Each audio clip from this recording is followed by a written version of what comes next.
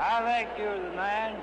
You've been in the Army, and I bet you talked to your commanding officer many times. Keep him getting in the stockade.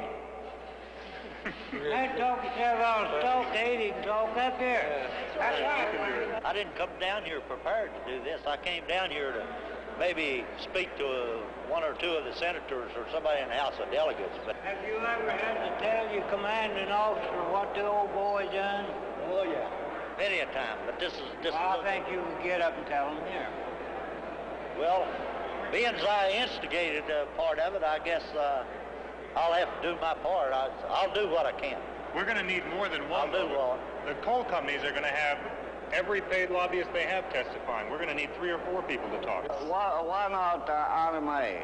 She's a good talker, and she's a school teacher, and she can... I can't talk for nothing. So, what about... We should have prepared for this a little better before we came down here. We should have decided. We should have known someone was going to have to speak and should have decided on somebody before we came so we could have prepared something. I'm not prepared to speak. I've not made any preparations at all. You have got the best voice. You're a school teacher. You can put your words together better than the rest of us can because you've had to do it in school and we ain't. But listen, Ellis. Just because I'm willing to go in there and speak, remember this, I haven't had any property damage at all.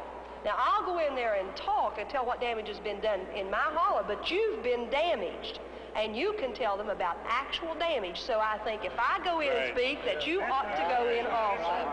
That's right. That's right, Ellis. Why, I've not even got my teeth. That doesn't matter. Hey, you can talk. You can talk anyhow. You can talk. Hey, Ellis. Go ahead. You said you was going to follow me, so if you're going to follow me, I'm going in there and talk. You can go in there and talk also. Right. More than any man among us, and you've had more property damage than any man among us. Now, if you can't get up there and defend your rights before these people, how do you expect to honor a man Clarendon who doesn't have any property damage whatsoever? I've not been to all these schools, teach schools. I can't get my words together. It doesn't matter at all. You done a good job talking to me a while ago. Well, listen, Ellis, if you'll go ahead and tell Dick to put your name on the roster up there, I'll help you write down some things that you want to say before we have to go in there so that you'll know what to say. And you can speak as well as any of us if you'll just tell them what's been done. Would you do that? I believe with somebody here that would be better for that than me. You can do it, Ellis. You can do it, Ellis. You can do it, Ellis. You can do that. Can't you do that? Come on, I'll sit down. Do they have to have another case? Yeah. That's right. There has to be another. You're the man. At least 3 of us. You know, and you'll have more actual But things you that you just can don't tell. have to write out now. Well, I will, but now listen. When you get in the Senate, you just remember this, that you've got to walk up there and speak in front of those men, and you just start forward and don't back up, and you'll be just fine. You know, I ain't got my teeth. Oh, Ellis, nobody will know that you don't have your teeth. When I open my mouth, they gonna see it.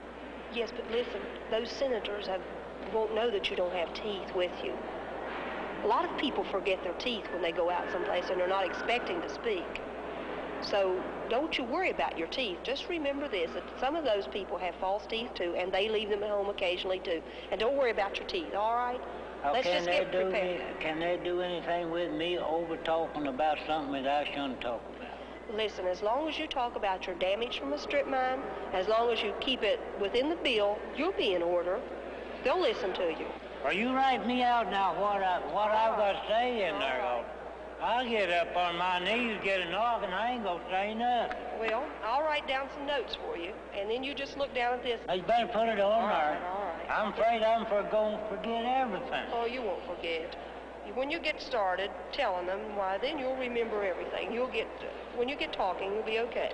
Oh, they're going to know that I ain't got no education in there. They don't know that I don't know how to put my words together. No. They won't know that you don't have an education when you stand up and walk down that aisle. They won't. There's nothing about you that would say you don't have an education. Just hold your head up high, walk in there like you own the place, and tell them what you've got to say. I can try. All right. If I don't get weak-kneed. You won't get weak-kneed. I've never done nothing like this. Well, this won't be any worse than getting married or something like that. You didn't get chickened out when you got married, did you? How come them nuts? Well, this won't be that bad, okay? I can't put my words together like you can. words that come from your own understanding are just as good as any that's prepared beforehand. Your speech will be good because it comes from your heart, and they'll listen to you when you get ready to speak. Is that, you think, what counts, what'll come from the heart? That's right. Your speech will be more important than anybody else that's going to speak. We walk I down don't those know, steps out there. when I see them big senators and stuff, I'm going to feel awful small. Our next speaker is Mr. Ellis Bailey.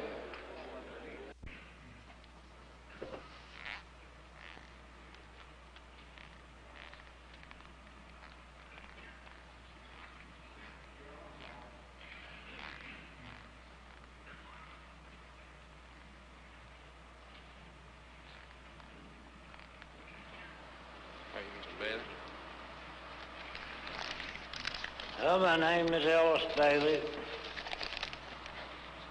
I was selected by a group of strippers been damaged of Clerk Fork in Raleigh County. I'm not an educated man, don't know how to speak much, but I'm here to state the facts of what's happening in Raleigh County of West Virginia. I've been had by the strippers. I have 65 acres of land. This land is all most washed away. The pond's washed full of water, my cattle know where to drink. Well, it seems like I'm going to have to sell the cattle at a great loss. The fences, I'll never be able, as old as I am and broke down, to fix back. So I'm at an awful loss to the stripper, and it don't seem like I've got it much of a stake. Our roads is run in the area, our culverts is filled up, our creek beds is filled up, our wildlife, our fish. It's impossible to go a-fishing and catch any fish in our area. If I get to go a-fishing, I have to leave our county, which I don't get to fish much more. I don't have the money to take these trips. I don't get to enjoy life like I used to enjoy life. And the very thing that's brought us all of us in the area is the stripper. He has damaged our water, our land, our forest. To a poor man has not got the rights that he has had. Every man should have his own rights, but the poor man's rights is being destroyed right today.